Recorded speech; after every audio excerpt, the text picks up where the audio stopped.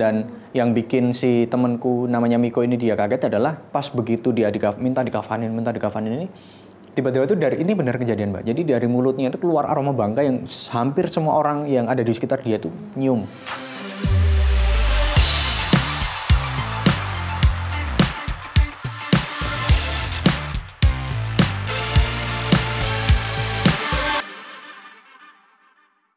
Halo Sobri, balik lagi bareng gue Nadia. Kali ini udah kedatangan cast dari Kemah Terlarang dan ada penulis Street X-nya nih. Ada Kak. Halo, nama aku Naila Purnama dan aku berperan sebagai Naila di film Kemah Terlarang Kesurupan Massal. Oke, halo teman semuanya, salam kenal. Nama saya Wahid Nurrohim. Saya sebagai penulis cerita Kemah Terlarang. Apa kabar nih Kak? Alhamdulillah begini-gini saja. Baik ya. Terus lagi sibuk apa sih dua-duanya nih? Sibuk banget sih. Kalau kesibukan kayaknya ke Naila dulu deh daripada gitu. Iya, saya nanti di belakangan aja. Aku ya lagi sibuk menjadi pelajar, aku kan kelas 3 SMA. Jadi lumayan lagi sibuk sekolah, ujian-ujian. Dong. Iya, makanya lagi mau ujian-ujian sama ada project-project baru juga. Kamu kelas 3 SMA mau ujian terus banyak project-project film juga nih sebagai artis, gimana sih bagi waktunya, susah nggak? Sebenarnya mata yang berbicara alias kantong mata aku ya. Sebenarnya sih kalau susah iya ya, nggak gampang juga gitu. Cuman ya karena akunya yang mau ngejalaninnya, jadi ya harus ada yang dikorbankan, yaitu jam tidur sih. Paling itu doang. Cuman ya udahlah, karena akunya mau dua-duanya tetap jalan, jadi harus tetap dikerjakan. Mantap, keren loh. Jadi syuting capek, orang tidur dia belajar lagi. Iya. Iya begitu lah. Pas waktu syuting dia jam 2 pagi, jam 3 pagi dia masih belajar. Masih belajar. Ngerjain PR gitu. Masih ngerjain PR bener. Ih keren. Maksudnya semangatnya terus umur segini ya. Kalau aku sih dulu masih zaman umur segitu ya sekolah, main. Yeah. Masih dulu? Kalau saya umur 17 tahun masih nyolong tebu, Mbak. Oh, nyolong tebu. Itu dimakanin. Iya, dimakanin. Di desa kan. Masih nyolong tebu aku. Parah banget. Kalau saya sibuk jadi manusia sih, Mbak. Oh, sibuk jadi manusia. Jadi kalau pas jatahnya suruh nulis ya nulis, jatahnya istirahat. Cuman jadi manusia memang agak sedikit sibuk. Iya, benar. Iya sih. Iya kan? Makanya cita-citanya mau jadi kucing katanya Mas Wahid. Oh, gitu. Biar bisa tidur, makan. Bener gitu. sih.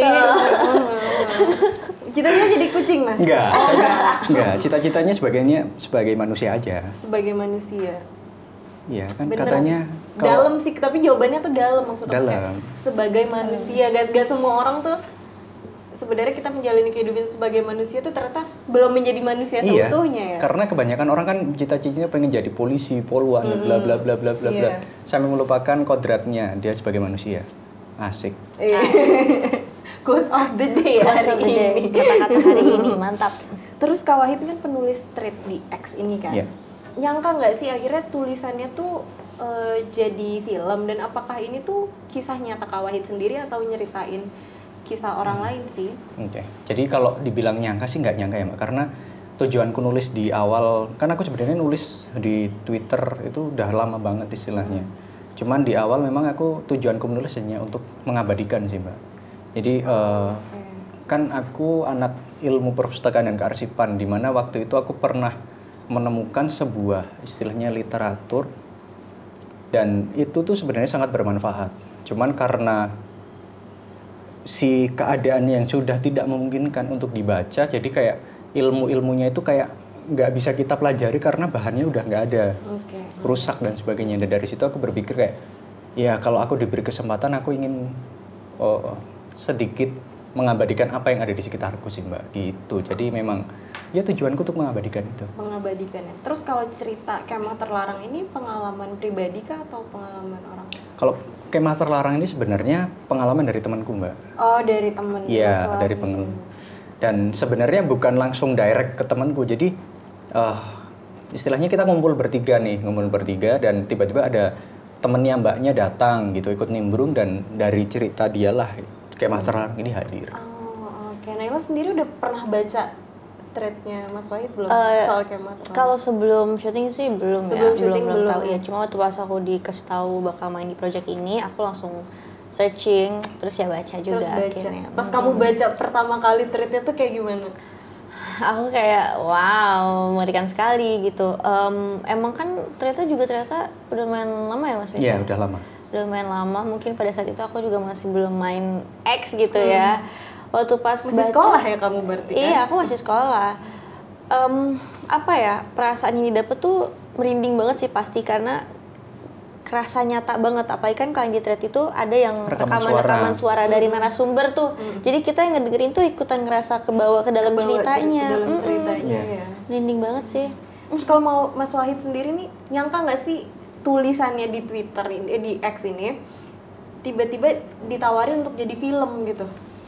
Nggak nyangka sama sekali, Mbak. Karena ya itu tadi tujuanku kan cuma buat mengabadikan gitu aja ya? Dan dari sekian banyak tulisanku kan istilahnya cuman ya aku upload gitu aja. Urusan nanti gimana wes serahkan kepada yang maha kuasa aja. Betul. Terus pas ditawarin buat jadi film nih gimana perasaannya? Lebih tepatnya aku yang nawarin sih, Mbak. Oh gitu. Mengajukan. Aku nawarin ke Pak Sunil ya. Nah, waktu itu aku main ke Rapi, terus ketemu Pak Sunil, aku ngomong, Pak aku punya cerita, aku bilang gitu. Terus waktu itu Pak Sunil cuma nanya gimana premisnya. Terus aku ngomong bahwasanya ini cerita tahun 2016, kejadian nyata, orang-orangnya masih ada, tempatnya ada, ceritanya gini. Ya itu dari situ, dari omongan yang cuma modal omongan itu Pak Sunil, oh ya udah tertarik Pak Sunil gitu. Barulah terjadi. Investigasiku mulai lagi di situ karena sempat tertahan cukup lumayan, Mbak. Jadi aku nulis itu kan awalnya dari narasumber si Miko dulu, si temennya si temenku ini, dia ngomong dia punya pengalaman pas kemah. Dari situ baru selesai Miko berhenti karena waktu itu Miko dia hanya bisa bercerita sampai di sini, istilahnya sampai titik di mana dia udah nggak tahu lagi gitu. Nah dari sana terus Miko ngasih kontak ke teman-temannya yang lain, aku ngubungin temennya satu persatu. Jadi Kemah Terlarang ini bisa dibilang salah satu tulisanku atau novelku yang narasumbernya banyak sekali, Mbak. Oh, narasumber. Mungkin Banyak yang sekali. awalnya satu akhirnya nyebar karena pas ditawarin lagi jadi butuh Iya. narasumber tambahan. Bahkan sampai buku, aku kan nulis istilahnya setiap narasumber itu kan informasinya apa itu aku tulis, Mbak, di sebuah buku, di buku catatan. Itu sampai loncat-loncat dan bukunya itu hampir sampai penuh. Nih bukunya nih, tak bawa nih. Oh ini bukunya. Agak panjang. Boleh dilihat ya? Oh ini asli? Iya. Iya, foto asli. Waktu kejadiannya. Itu pas waktu aku investigasi, Mbak. Jadi setelah aku nulis itu kan dari beberapa narasumber ngomong, Mas Wahid, mau kamu datang ke lokasinya biar tahu kondisinya seperti apa gitu. Terus Naila pas ditawarin di project ini, kenapa tuh mau ikut join tuh? Karena keren.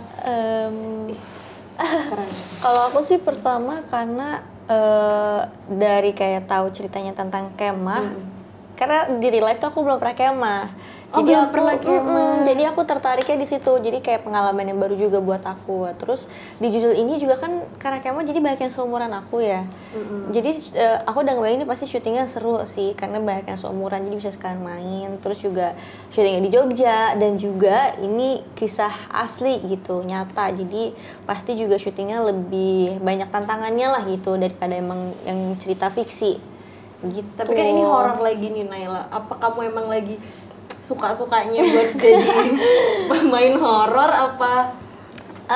Sebenarnya kalau ditanya suka apa enggak, emang suka ya. Aku tuh suka horor juga. Iya, karena biasanya kan kalau syuting horor tuh ada aja gitu tantangannya ya. Entah itu kayak kesurupannya gimana gitu kan. Iya, itu iya. jadi tantangan baru lagi buat aku. Cuma kalau masalah milih sih sebenarnya enggak ya. Karena emang aku lebih ngeliat ke ceritanya aja sih. Kebetulan horor yang ini menarik gitu karena nggak cuman horor biasa yang kayak hantu atau kayak penampakan jump scare gitu, nggak cuma kayak gitu doang kalau di sini ceritanya. Jadi lebih menarik. Oke, terus ini kan kenapa sih aku langsung mau ngebahas tentang filmnya nih? Ya. Kenapa sih perkemahannya ini dibilang terlarang gitu loh? Oke, jadi kalau dibilang terlarang itu bukan karena mahal ya, Mbak. Kalau larang kan bahasa Jawanya mahal kan. Oh kita iya. nggak tahu ya. Aku Maaf juga ya, nggak jawab saya tahu. coba lagi deh ya. Saya juga nggak tahu. Ya jadi karena apa terlarang itu karena memang pada awalnya si para Dewan Ambalan ini yang sebelah narasumberku ini si Miko ini dia memang awalnya memang nggak boleh di sana Mbak. Jadi Oh berarti bentar Mas. Berarti Miko tadi yang Mas sebutin nama samaran. Samaran. Yang di film. Nama yang tadi kan yang nama kedua, aslinya tadi. Oh oke. Nah oke, jadi si Miko ini kan sebelumnya sekolah dia itu punya sebuah tradisi yang mungkin nggak semua sekolah lain miliki gitu Mbak, kayak katakanlah tahun ini di sebelah utara, jadi tahun berikutnya harus di sebelah selatan. Oh harus berbeda, Berbeda, ya? benar. Jadi nggak harus di satu tempat, memang harus beda. Nah, pas waktu itu kebetulan dia kebagian di tempat yang daerahnya itu susah untuk bumi perkemahan. Cuman ada beberapa dan salah satunya ini, tempat ini. Cuman waktu itu memang di rating Google Maps itu memang ratingnya banyak ngomongin yang kesurupan, bla bla bla. Memang di Google Maps masih ada. Oh di Google Maps sampai Masih. detik ini masih? Sampai detik ini masih. Oke, jadi pas waktu itu si Miko ini kan rapat dulu sama Dewan Ambalan. Ini mau gimana dapat tempat ini gitu. Nah ada yang ngomong kalau aslah nggak apa-apa daripada kita nggak dapat tempat lain dan lain sebagainya. Terus sepakatlah begitu dia survei lokasi sama tetua desa tuh udah nggak boleh Mbak di awal.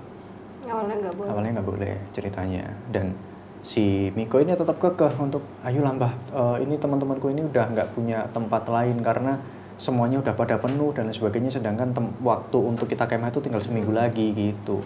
Nah terlarangnya itu karena tempatnya itu memang diwingitkan dan bahkan wingit apa? Wingit itu angker, bisa dibilang angker. Oh angker. Ya diwingitkan dan daerah itu memang dikenal ya itulah banyak hantunya kayak gitu. Cuman karena waktu itu si Miko juga anaknya skeptis, jadi ya bodo amat gitu setahuku. Nah, terlarangnya dari itu. Terus Naila sendiri perannya tuh sebagai apa sih di sana? Ini nama karakter aku tuh sih namanya Naila juga. Namanya Naila juga karakter. Lucu banget. Dia emang lebih. Jadi sebenarnya tuh apa ya, yang membawa cerita di film ini tuh ada satu karakter namanya Rini. Jadi Naila ini emang temennya Rini, mereka tuh sama-sama peserta. Jadi kan kalau Miko tadi tuh dia kayak panitianya tuh, Dewan Ambalannya. Kalau Naila sama Rini itu sama-sama peserta. Terus kalau di film ini Naila tuh karakternya emang lebih ini ya, lebih cheerful gitu ya. Ceria gitu, banyak tanya, dan itu Bugita kayak bikin sesuai karakter aku. Karena aku banyak nanya, jadi kayak dia bikin apapun kayak ditanya. gitu. Dia bikin kayak gitu karakternya. Seru sih, maksudnya kayak kita dari proses reading pun karena apa ya, bahan risetnya juga banyak, karena kan emang ini kisah nyata, terus juga orangnya masih ada, kebetulan juga yang jadi Naila tuh emang ada juga orangnya, walaupun aku nggak punya akses buat ngobrol atau buat berarti kamu nggak ketemu. Kalau sama Naila nggak ketemu karena dia udah pindah keluar kota juga udah pindah keluar kota juga, jadi emang nggak bisa komunikasi gitu. Cuman karena tahu ini kisah asli, terus juga aku bisa lihat dari thread di X juga, jadi bahan riset aku lebih banyak juga buat karakter Naila sih. Kamu banyak nanya juga nggak sih sama Mas Wahid? Banyak sekali. Dari bangun tidur sampai mau tidur lagi Mbak? Nggak salah itu sih. Cuma waktu itu sempat yang main ke lokasi tuh ada juga yang jadi Rini aslinya. Rini aslinya. Oh ya, Rini aslinya juga main ke lokasi. Jadi para istilahnya orang asli di cerita ini tuh kemarin memang diminta sama Pak Sunil untuk kalau siapa aja sih yang datang? Ada Rini asli, terus yang jadi Miko, yang jadi Vena, tuh pada datang ke sana. Oh pada datang. Kamu sempat ketemu juga? Sempat ngobrol juga sama mereka. Ngobrol. Mereka sih bilangnya kalau misalnya waktu pas datang ke lokasi pasti kayak mirip banget gitu. Lokasinya itu di tempat asli ya Pak? Enggak. Kita nggak berani dong. Kita nggak berani dong. Kita kayak nantang kalau gitu ya. Jangan kan ke sana orang Reiki jadi ditolak gitu. Iya. Cuman kita milih lokasinya emang mirip-mirip ya. Mirip dan karena memang settingannya. Tempatnya nggak beda jauh Mbak. Jadi jaraknya nggak terlalu jauh dari tempat aslinya. Walaupun bukan tempat asli tapi jaraknya nggak begitu jauh ya. Kan lumayan deg-degan ya syutingnya. Waktu pas syuting pun lumayan ya ada lah gitu kejadian-kejadian yang apa tuh kejadiannya? Ya namanya kesurupan massal ya Mbak ya. Pas syuting ya memang ada kesurupannya juga. Ada yang beneran kesurupan. Jadi ada di mana waktu itu kan si Rini asli sama anak-anak kemah aslinya itu kan main ke lokasi Ke syuting. lokasi. Itu waktu itu kalau nggak salah malam Minggu. Nah, pas mereka datang malam Seninnya itu di lokasi syuting setelah kedatangan Rick ini aku nggak tahu ini korelasinya apa, cuman kok bisa sedekat itu mereka datang malam Minggu, malam Seninnya itu kesurupan massal di tempat syuting. Oh, hampir. Berarti kesurupan massal lumayan banyak. Lumayan yang banyak kesurupan. ekstrasnya yang kesurupan. Cast-nya ada yang kesurupan? Enggak. Kalau dibilang kesurupan kayaknya Belum ya. bukan ya, Kayak- cuman masih ketempelan ya. Kayak kesirep gitu loh. Cuman itu bukan di hari yang sama, Bukan di hari yang sama. yang pada kesurupan, enggak sih. Cuman ada salah satu cast dari kita namanya Juju. Dia waktu itu emang waktu itu di hari itu tuh syutingnya lumayan menguras tenaga gitu ya. Jadi emang posisinya udah capek walaupun itu sore menuju maghrib gitu. Kita lagi nunggu, lagi duduk di area situ, cuman di luar gitu. Jadi emang di area hutannya. Dia tuh posisi duduknya tuh lagi kayak di sebelah aku, cuman agak ke depan gitu. Jadi kayak agak ngebelakangin aku, cuman nggak di depan gini, kayak sebelah sini gitu. Oh, iya. Terus awal tuh kita kayak lagi ngobrol karena lumayan rame kan. Paling kayak ada mungkin 7 orang gitu, sama ada ibu-ibu pemain juga gitu.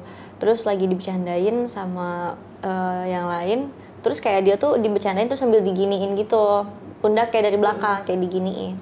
Tapi dia kayak nggak ada respon, kayak nengok atau apa tuh nggak ada. Jadi dia kayak gini doang. Akhirnya kayak Ju gitu kan, kayak kenapa nih Ju gitu. Abis itu dia digini-gini, terus dia sama sekali nggak gerak, dia cuman duduk. Itu kan di kursi bakso gitu ya, jadi nggak ada senderannya. Dia duduk kayak tegak kayak gini doang, terus kayak gini doang. Kayak sambil pandangannya tuh ke depan gitu. Kosong gitu, tapi diem di panggil-panggil dia nggak sama sekali. Bahkan sampai kita udah bingung kan, karena dia udah gini-gini nggak bisa. Akhirnya minyak kayu putih tuh di kematanya dia gitu biar dia ngedip. Karena dia benar-benar sama sekali nggak ngedip sama sekali. Itu, dia ngedip. Dia nggak. Bahkan dia kayak matanya cuma merah doang, tapi dia nggak ngedip sama sekali. Maksudnya kayak logikanya kalau misalnya emang dia kayak cuma iseng gitu ya, pasti sedikitnya di gini minyak kayu putih bakal kayak ada gini-gini dikit gitu ya. Itu dia nggak sama sekali. Kita udah kaget banget di situ sampai akhirnya terus-terusan coba buat kita sadarin, baru dia sadar. Tapi dia kayak bingung gitu. Kenapa ya? Iya, dia bingung. Untung cepet disadarin ya kalau misalnya dia lagi sendiri. Iya, makanya. Bisa aja kesurupan gak sih? Dan itu sore kan? Iya, dan Bukan itu sore kayak emang mau menuju maghrib gitu. ya. Iya, cuma setelah dia kayak gitu kita nggak ada yang nanya kayak tadi kenapa gitu, nggak. Kita kayak ya udah nggak apa-apa. Habis itu langsung kita ajak ngobrol, kita ajak main aja setelahnya. Baru ternyata setelah itu dia cerita ke Mas Wahid tentang apa yang dia alamin. Karena kan memang di awal aku ngomong sama teman-teman ini kan, teman-teman para pemain bahwasannya kalau ada apa-apa jangan cerita ke teman kalian. Karena gitu. namanya itu kan energi negatif ketika diceritakan bakal nular kan, Mbak. Nah, lebih baik diceritain ke aku aja. Karena biar ngejaga aja gitu, daripada nanti kamu cerita ke temanmu nanti menyebar malah jadi nggak kondusif. Iya, jadinya situasinya. ke distract gitu. Iya, Takutnya jadi kan kayak kita takut juga, Iya, jadi benar. kepikiran gitu ya. Nah, dan dari cerita anak-anak ini aku sambil cocok logi, loh ini kok sama kayak yang ini, loh kok ini kok sama ini sama gitu. Sama dengan cerita aslinya. Iya. Jadi ada kejadian gini Mbak, Naila ini kan dia ada adegan dikafanin. Nah, dikafanin itu kan memang diangkat dari kisah nyatanya yang ada di sana dan diadaptasi jadi film juga. Nah, di sana itu pas begitu dikafanin itu hujan, kejadian nyatanya. Dia aslinya. Jadi dikafanin itu pas hujan, deras hujannya. Nah, kemarin pas syuting itu kan kita syuting di bulan Mei ya Nay? Iya, Mei, betul. Bulan Mei dan jarang hujan. Kita sampai saat itu kayaknya itu hujan pertama ya. Iya. Seingatku kalau nggak salah ya. Jadi waktu itu kita jam 8 kalau nggak jam setengah 9 itu pas adegan Naila dikafanin hujan, Mbak. Dan nggak ada gemuruh, nggak ada apa, tiba-tiba langsung beres hujan. Hujan deras banget sampai akhirnya kita nggak di syuting Iya. malam Jadi itu. nggak jadi syuting. Nggak Nggak jadi jadi syuting. diambil di malam itu, akhirnya mutusin buat ya udah syutingnya selesai dulu, besoknya baru kita syuting take adegan yang itu. Iya. Dan kita keluar dari area hutan kita syuting nggak hujan, Mbak. Jadi cuma di Iya. sekitaran. Bisa dibilang seperti itu. Dan kejadiannya itu sama Seperti yang nyata. kejadian nyata. Padahal kejadian nyatanya kan tahun 2016. Udah lama ya. Udah 7-8 tahun yang 8 lalu. Itu aku mikir wow. Di kejadian aslinya pun itu dari pagi sampai sore tuh terang ya Mas. Di kejadian yang aslinya pun emang hujannya juga cuman malam. Tiba-tiba Sore-sore gitu waktu pas hujan terus baru dia surupan minta buat dikafanin. Aku pun juga awalnya nggak tahu cerita itu Kak karena aku nggak dikasih lihat buku ini sama Mas Wahid. Iya karena memang tak simpan Mbak. Di awal aku ngomong sama Mbak Gita sutradaraku itu ngomong bahwasannya mending cerita ini kita jelasin di akhir aja Mbak karena takutnya nanti ketika banyak hal-hal metafisik yang diceritakan di awal nge-distract. Iya jadi kita langsung keganggu jadi ikutan mikirin gitu takutnya kan. Begitu selesai tak omongin langsung pada wah kok bisa sama bla bla Iya bla, jadi bla, waktu bla, pas bla. selesai syuting aku kira ya udah gitu kan emang tapi aneh juga karena emang iya seingat aku juga itu tuh bahkan dari kita hari pertama syuting sampai yang hari itu tuh belum ada hujan. Terus tiba-tiba karena itu pun posisinya kita tuh udah sempet latihan jadi kan itu adegan cukup panjang dan berat ya. Itu pun kameranya tuh di handheld gitu kan jadi perlu latihan beberapa kali supaya timingnya pas karena emang adegannya panjang terus juga isi orangnya banyak gitu kan jadi betul yang koordinasinya baik gitu akhirnya kita tuh sempat latihan lumayan banyak ya beberapa kali mungkin ada sekitar 3 sampai 4 kali atau 5 kali latihan itu nggak hujan pas kita udah mau take udah siap semua kayak oke udah ready udah siap latihan mau take tiba-tiba hujan deras banget sampai awalnya tuh kayak biasanya kan kalau hujan deras yang tiba-tiba gitu redanya juga cepet ya iya, sebentar yang kayak hujan cuma lewat gitu doang dan itu lama Mbak itu kita tungguin karena kayak kita mikirnya kayak gitu kita tungguin kita sampai nungguin foto-foto dulu di pendopo gitu kan kita setnya di pendopo sampai akhirnya lihat jalanannya udah becek udah nggak bisa take lagi akhirnya ya udah besok aja. Terus aku baru diceritain ini sebenarnya kejadian asli juga kayak gini. Berarti Mas Wahid itu memang nge-keep dulu cerita, bahkan mereka tuh nggak lihat dulu si bukunya. Pas selesai baru diceritain gitu ya? Iya karena aku buat jagain itu Mbak dan Naila ini baru tak kasih tahu ini ketika udah mau selesai. Iya. Pas dia udah sin beratnya udah selesai gitu. Jadi pas sin ringan udah akhir-akhir baru diceritain. Baru tak ceritain bahwasannya ini loh. Buktinya ada di sini semua, bahkan aku catat semuanya. Pas waktu yang hujan di kafanin ada? Ada. Ada fotonya? Oh kalau fotonya nggak ada Mbak, karena memang tidak memungkinkan untuk difoto. Iya nggak kondusif ya. Karena si orang yang di kafanin ini kan pada awalnya kan lari Mbak, lari ke arah tebing, terus jatuh, terus digotong lah ke tempat teduh, teriak-teriak dan bikin ya chaos waktu itu. Dan yang bikin si temanku namanya Miko ini dia kaget adalah pas begitu dia minta dikafanin ini tiba-tiba itu dari ini benar kejadian Mbak. Jadi dari mulutnya itu keluar aroma bangkai yang hampir semua orang yang ada di sekitar dia tuh nyium. Tuh kejadiannya. Berarti Naila kan tadi katanya ada adegan dikafanin gitu. Ini apakah pertama kali kamu berperan dikafanin apa sebelumnya udah pernah? Ini pertama kali dikafaninnya. Ini pertama kali dikafaninnya pakai jari. Karena biasa kan pakai yang kayak kain putih beneran. Kalau di sini enggak, ini enggak pakai kain kafan beneran, pakai kain jari gitu. Karena kan ceritanya lagi kemah, nggak mungkin orang bawa kain kafan kan ya ke perkemahan. Jadi ini pertama kali pakai jari. Cuman kalau dikafaninnya sih bukan pertama kali. Udah pernah sebelumnya. Oh, udah pernah. Berarti nggak ada ketakutan yang kamu di sana? Sebenarnya kalau misalnya ketakutan di kafaninnya sih enggak ya. Berani banget. Santai banget ya. Cuman waktu pas lagi ngambil adegan itu jujur sih yang aku rasain lebih ke karena aku emang biasanya kalau misalnya adegannya udah kesurupan, aku suka tenggelam di dunia aku sendiri, anjay. Jadi aku suka menciptakan imajinasi aku sendiri yang emang bikin aku masuk gitu ke dalam si kesurupannya itu. Karena kan kalau surupan tuh matanya berasa banget ya biasanya, entah itu tiba-tiba jadi kosong gitu kan atau jadi gimana. Makanya aku tuh nggak terlalu merhatiin sekitar atau lingkungan aku biasanya. Jadi ya lebih ke perasaan-perasaan perasaan-perasaan kayak aku nggak ngerti ya karena aku nggak pernah kesurupan asli juga gitu. Cuman emang setiap aku ngeranin adegannya kesurupan kemarin jangan.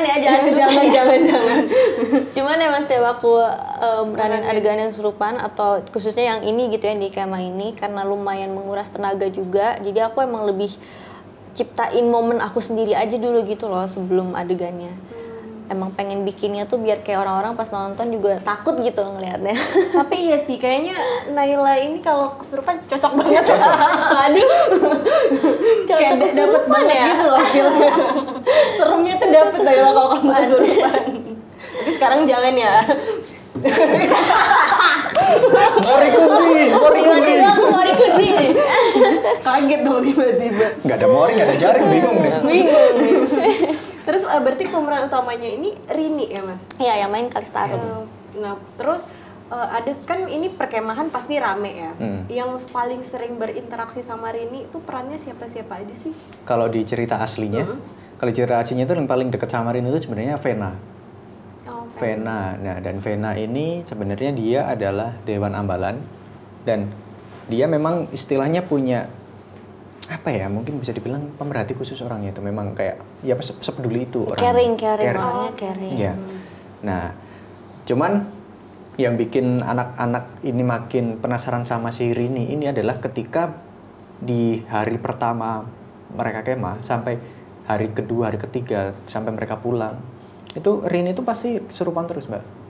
Dan fun fact adalah sampai sekarang, terakhir itu kemarin aku dapat informasi itu dari Rininya langsung.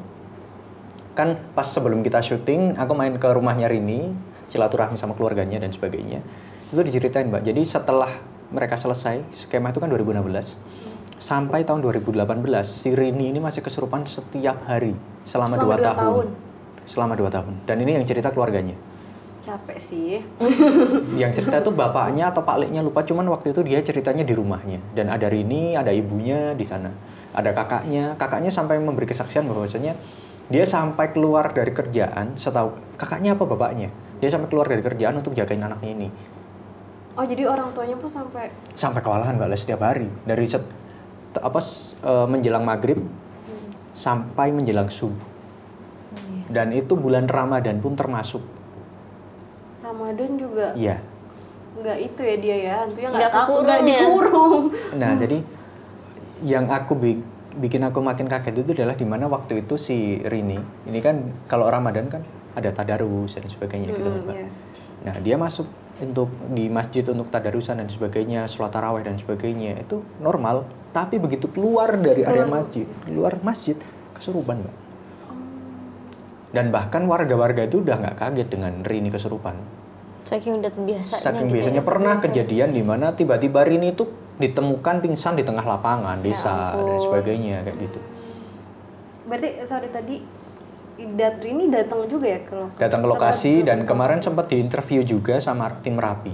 Dia memberikan kesaksiannya secara langsung. Selama ini kan dari cerita kemah ini kan adalah versi teman-temannya Rini. Iya. Nah, kemarin alhamdulillahnya dengan segala upaya yang saya lakukan dan teman-teman saya lakukan, akhirnya Rini mau ngobrol, mau speak up. Dan ternyata enggak.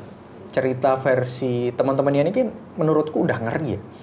Ternyata cerita versi Rininya lebih ngeri. Jadi pas kejadian itu kan pas waktu di interview di Rapi.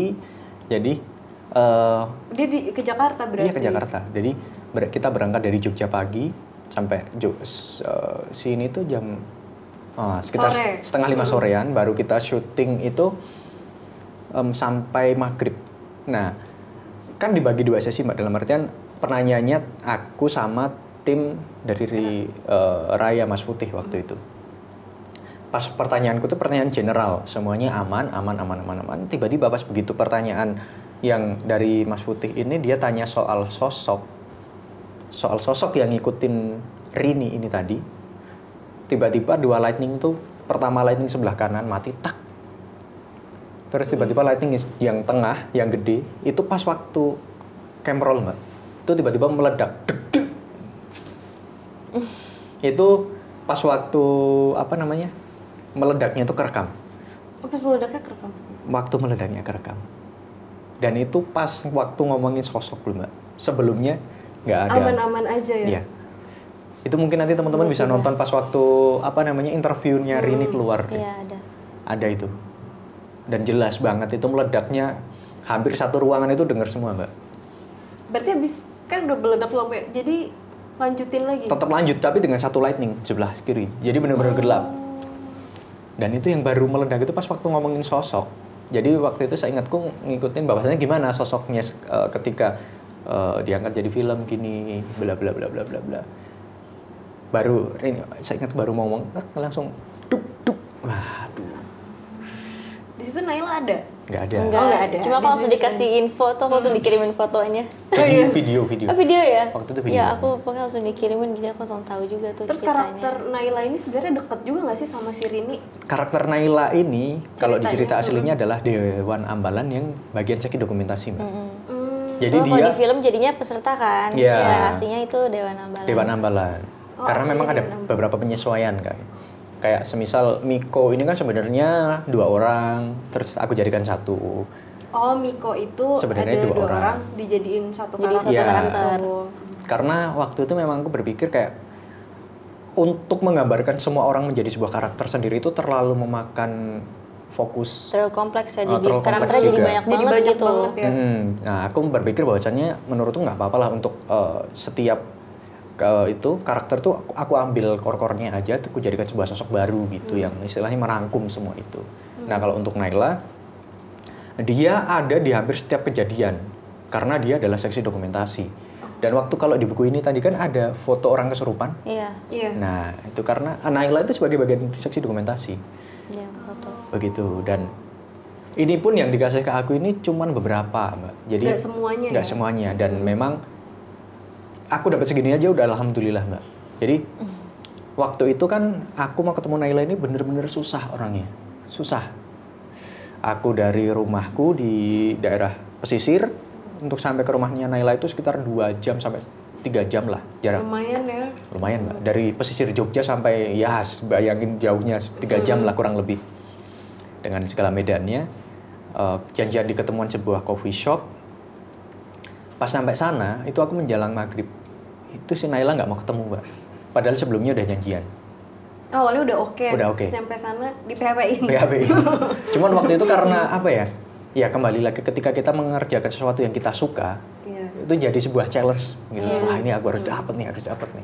Akhirnya aku minta tolong teman-teman, ayo ini gimana caranya si Naila ini harus mau ngasih foto-fotonya gitu.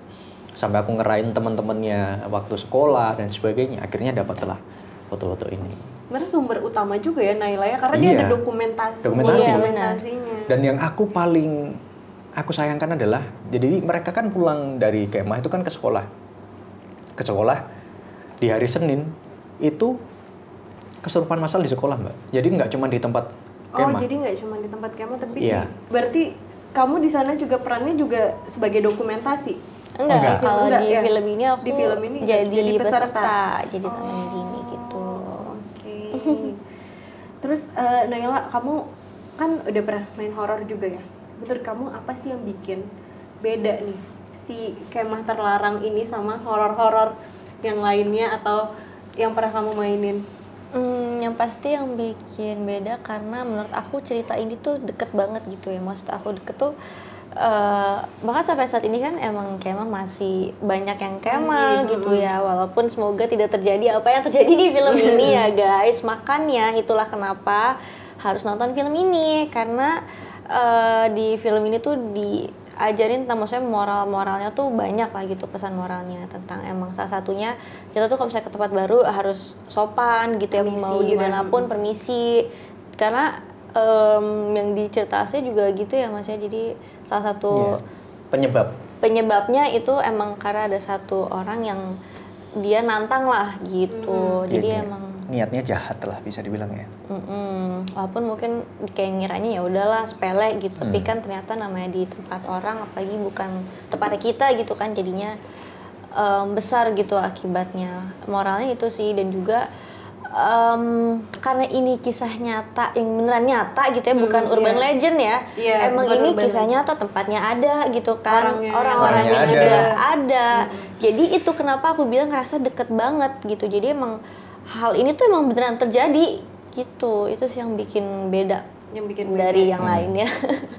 Terus aku sempet lihat trailernya tuh ada yang kayak katanya ngebongkar apa sih? Sajian. Sajian. Iya. Itu nyata juga. Nah, kalau sebenarnya itu kan sajian ini gini, Mbak.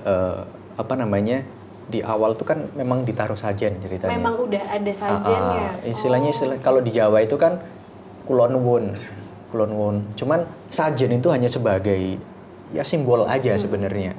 Semuanya kembali lagi ke niatnya. Cuman terkadang orang itu salah beranggapan gimana, wah sajen ini pasti untuk klinik gitu kan. Padahal kan nggak semuanya. Nah, begitu sajen yang tadinya kita kira itu klinik ternyata malah mungkin itu adalah salah satu upaya orang tua untuk melindungi kita lewat doanya sama Tuhan gitu. Itu istilahnya sajennya untuk perantara aja gitu, Mbak. Nah, di mana waktu itu kan sebenarnya ceritanya itu sajennya yang ditanam itu cuma satu. Yang ditanam itu cuma satu. Dan yang lainnya itu cuma ditaruh di bawah pohon dan sebagainya gitu. Nah, dan salah satu hal yang membuat mereka kesurupan massal, hampir sekitar 70-an orang kesurupan pada kejadian saat itu adalah karena sajen. Karena menurut aku Indonesia emang harus percaya nggak percaya, kita masih ada hal-hal yang harus dijaga ya gitu. Karena ya kan? gini Mbak, orang-orang kita itu gini, mereka terlalu sumbu pendek. Iya. Ini aku ngomong secara general ya, bahwasanya terkadang kita memutuskan atau menyimpulkan sebuah hal itu hanya dari sudut pandang yang pendek, nggak istilahnya kita nggak nyari tahu dulu nih maknanya apa dan lain sebagainya kayak gitu. Nah, dari hal itu tuh kayak ini tuh aslinya maknanya baik loh. Toh niatnya juga istilahnya kita berdoa juga kepada Tuhan gitu kan. Buat melindungi lah buat gitu melindungi, ya. iya. Cuman orang-orang yang dalam tanda kutip nggak semuanya ya. Kayak gitu. Terus Mas Wahid nih sebagai yang menulis thread di X dan wawancarai narasumbernya ini, seberapa berhasil dan seberapa mirip sih dari thread itu ke film Kemah Terlarang?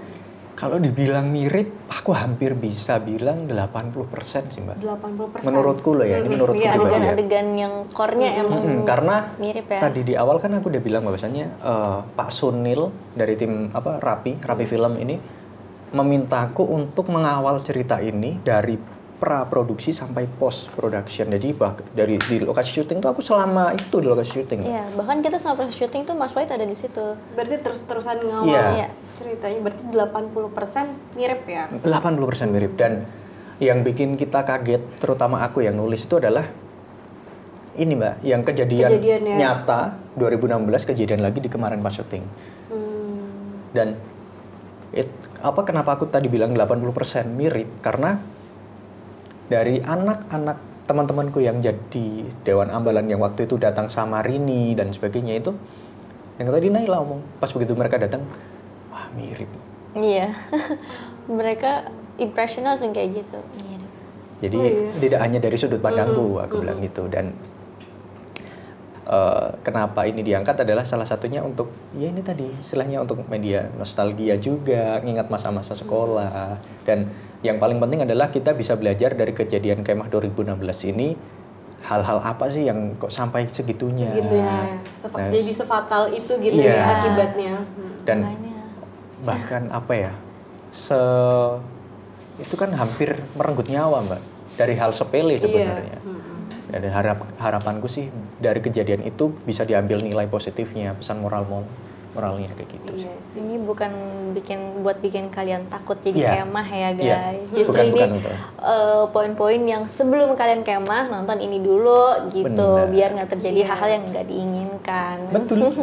Aku jadi makin penasaran sebenarnya karena ini ceritanya asli, nyata, dialamin orang-orang yang masih ada, dan bahkan syutingnya pun beberapa kejadiannya kejadian lagi gitu pas syuting gitu, kejadian nyata itu. Aku penasaran sih karena menurut aku walaupun horor banyak ya sekarang lagi banyak banget, tapi menurut aku ini benar-benar menarik gitu. Iya, makanya yang aku bilang tadi yang bikin ini menarik emang karena kisahnya tuh deket banget gitu. Ya kan, karena emang 2016 juga maksudnya walaupun udah lama cuman gak yang lama-lama banget. Bahkan ya itu tempatnya juga masih ada sampai sekarang, walaupun udah gak jadi tempat kemah lagi ya. Gak jadi tempat kemah. Udah gak jadi tempat kemah lagi. Iya, cuman kan emang nyata. Jadi kita lebih deket gitu rasanya, seremnya tuh lebih berasa gitu. Iya sih, jadi biar orang-orang juga kalau nonton tuh tahu ya kalau sebelum kemah tuh gak boleh ngapain, jangan aneh-aneh lah. Bener. Gitu. Terus yang terakhir nih, aku mau dari kalian masing-masing 3 kata untuk Kemah Terlarang. Tiga Waduh, kata. Tiga kata. Terlalu sedikit ya. Terlalu sedikit. Wah, 1000 kata. sama Marga jadiin buku nanti nih soalnya. Apa ya? Aku dulu ya. Boleh. 3 kata untuk kemah terlarang. Morikundi. Morikundi itu iconic line-nya di film Kemah Terlarang. Oh, iya. Artinya kain kafanku di mana? Kok pas Naila bilang kain kawanku di mana? Serem ya? Itu 3 kata. Itu salah satu kejadian Nyanya. Kalau aku ini sih ngeri sama penuh pesan. Kan 3. Lah ya, ngeri Pakai penuh sama. pesan. Oh, iya. Ngeri penuh pesan. Ngeri penuh pesan. Nah, Oke. 3 kata dong. Baik. Oke, buat kalian makasih banget udah mau main ke Brilio dan udah mau cerita-cerita. Makasih. Aku sebenarnya masih penasaran dan pengen tahu. Cuman kalau misalnya udah diceritain semuanya nanti nggak penasaran. Jadi kayak Iya. nonton film ya kan? Nanti kita ngobrolin di belakang ya. Iya, jadi pas udah off baru ngobrol Iya. lagi gitu. Iya.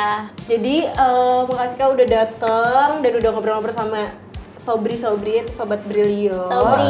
Sobri. Jadi buat Sobri jangan lupa buat nonton Kemah Terlarang tanggal berapa? Tanggal 10 Oktober 2024. di bioskop. Jangan lupa. Oke, dan buat Sobri jangan lupa untuk like, komen, dan subscribe channelnya Brilio. Bye-bye. Bye.